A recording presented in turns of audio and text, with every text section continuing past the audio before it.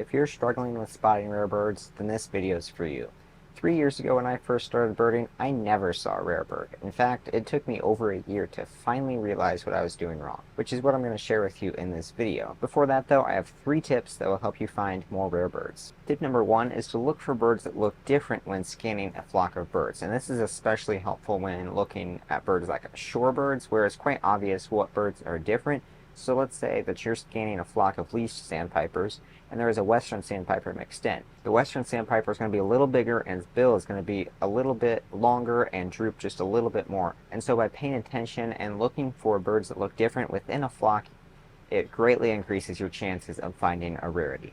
Tip number 2 is all about location and time. Some places just do get more rare birds than others, and it also depends on the time of season. The fall is often the best time for rare bird sightings because juvenile birds are on their first migration trip of their life, and a few of them often get lost, which leads to some rare bird sightings. So paying attention to the time of year and location, especially if you're by the coast.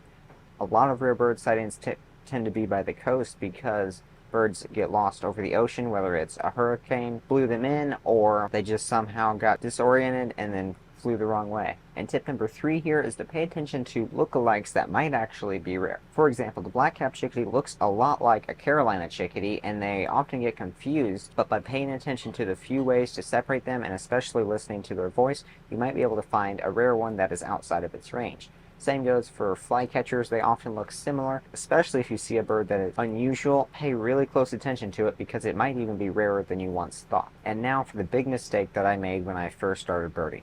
You see, the big problem was that I was just not even looking for rare birds. I just assumed that rare birds were rare, and I didn't even consider the fact that some rare birds look a lot like my common backyard birds.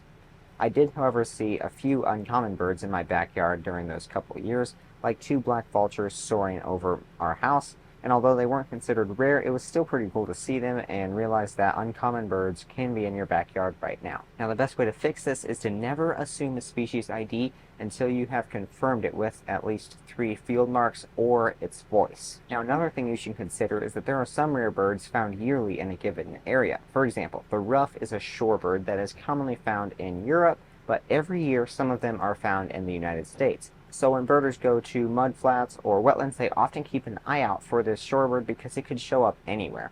And so keeping an eye out for rare birds will greatly increase your chances of finding one. Now, if you enjoyed this video and found it helpful, I would really appreciate it if you gave it a like and subscribe to the channel if you are not already. And now if you want even more practical tips for finding rare birds, go and click or tap on this video right here.